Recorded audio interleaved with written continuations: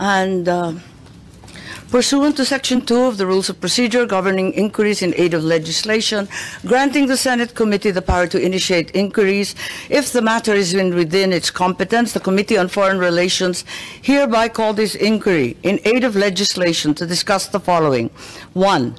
The clarification of the involvement and the roles of the International Criminal Court, the International Criminal Police Organization, and the various government agencies in the arrest of former President Rodrigo Roa Duterte.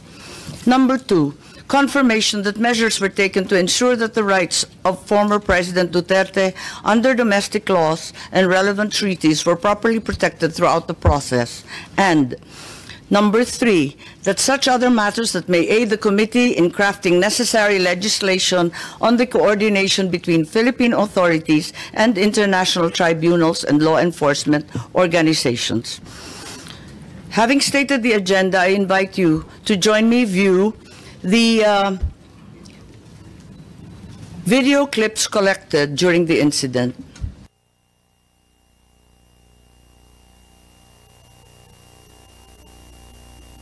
Morning, Raul po. Ano pong, sir, anong, give me anong plano lang, plano. Ano sir, salubungin lang namin sir. Yung warrant sir, si sir Ito niyo. sir, may taga-PCTC, may Interpol. Interpol. Yes sir. So kayo ang lead, ano sir? Yes sir, yes sir. Kumusta kasi sir? Hindi mo pwedeng... Sige sir.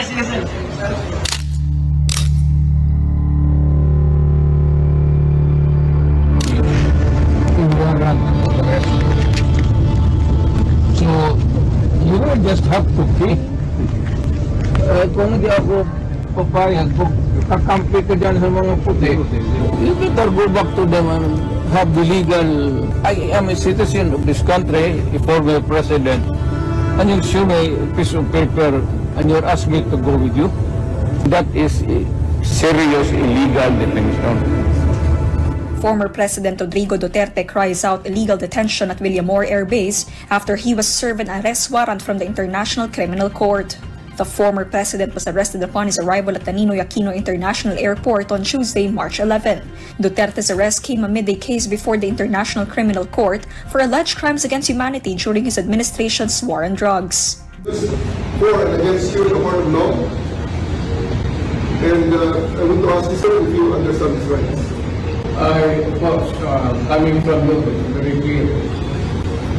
Now that you're asking sir for the basis of the warrant, the ICC had issued a warrant pursuant to Article 25(3)(a) of the statute for crimes against humanity and pursuant to Article 7(1)(a) of the same statute for murder.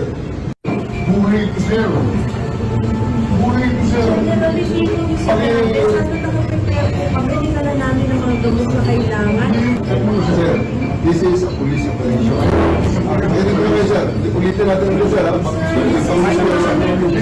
Sandali mo na. Mag-square. Earlier this saying, I place the former president under arrest. The issue sir is for you to choose 3 people to accompany here. May pass dyan. And you will take a listen, but how do you charter flight? Charter flight from? So we will bring our president. Sir, we need to know, please give us information where we are Sabihin nyo kung saan siya dalahin. Just Article 59. Bakit hindi yan magawa-gawa? That's precisely the point that I'm saying. That's precisely the right to counsel is something that has to be observed and respected.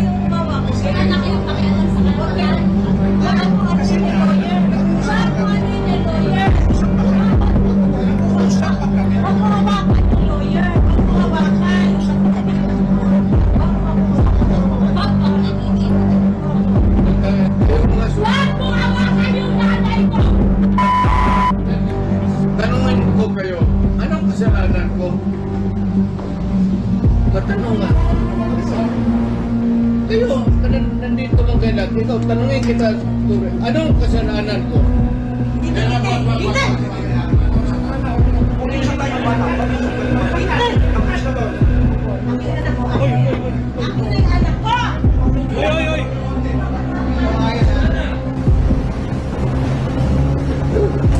Hihilain ko yan. Hihilain ko yan. Ako maniwala ka, hihilain ko yan. Pero hihilain ko yan. Is that our intention? You have to kill me to bring me to him. Is that our intention? Ang anak mo pupunta dito. Yes, sir. Hindi pa pasok yan. Hindi ninyo, ikaw, Yes, sir. hindi mo Upon my order. sinipili mo pinapasok. Yes, sir. Upon my order, sir. Ang sabi ko, ang abogado ko, ang anak ko na babae, They can visit you at your detention center. Hindi nila ako pinapapasok dito sa airbase. Nakiusap ako kung pwedeng makausap ko personal si former President Rodrigo Duterte para mabigyan ko siya ng instructions and then makabigay din siya ng instructions sa si General Marbil daw ang in charge ng buong Villamor Military Airbase. Saan ka ba naman nakahanap ng military airbase na Chief PNP ang in charge at siya ang nagsasabi kung sino ang pwedeng pumasok at hindi pumasok. But you are the second highest official dito sa ating bansa. Pero parang pamumulitika po ito sa tingin niyo? Alright, oo. Very much pamumulitika ito. Kahit ang ibang bansa nagsalita na.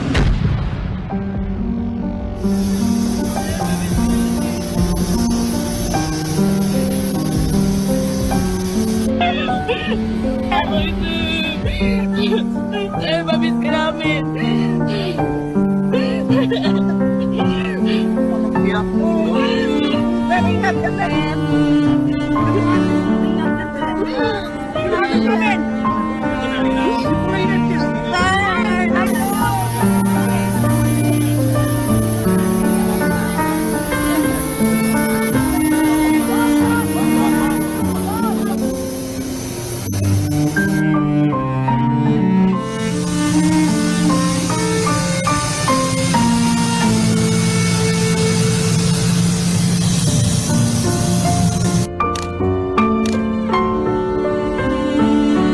Ba nagplano ng lahat ng ito? Hindi naman. It was a group effort.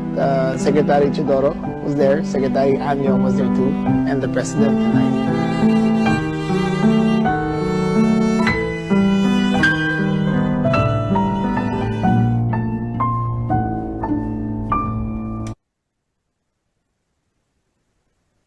Maraming salamat. Ito po ang napanood ng buong bansa at ang tanging tanong, bakit natin isinuko ang isang kapwang Pilipino? Kung ang iyong kapatid ay inuusig, ipapasa mo ba sa kamay ng iba?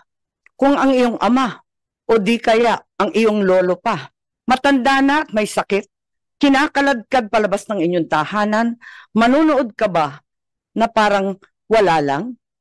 Ganito ang nangyari ngayon. Isinuko natin si Rodrigo Roa Duterte sa dayuhan na para bang wala siyang sariling bayan, na para bang hindi na natin kayang humusga sa sarili nating tahanan.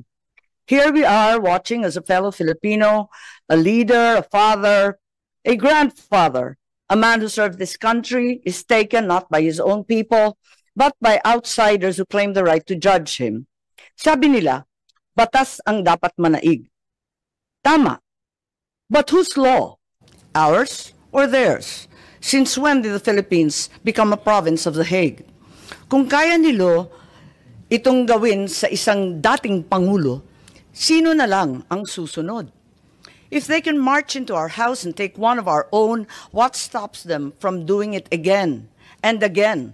To you, to me, to any of us. What protection can we guarantee our OFWs eking out a living overseas? This is bigger than Duterte. This is about our dignity as Filipinos. Ngayon pa lang ito nangyari sa buong kasaysayan ng Pilipinas. Pero paano kung mauulit? Paano kung sa susunod, ibang Pilipino naman ang kinaladkad papalabas? The Senate will seek answers, and if there is indeed wrongdoing, We will make certain to put up safeguards so this never happens again. We are not here to fight, least of all, to fight each other.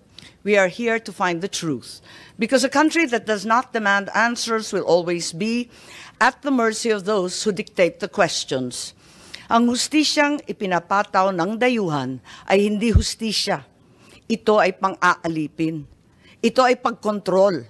At mga kababayan ko, hindi tayo alipin. Tayo ay Pilipino. At kung Pilipino ka, hindi mo kailanman isusuko ang iyong kapwang Pilipino. Hindi mo isusuko ang iyong pagiging Pilipino. We call on Senator Bongo, who also has a preliminary statement.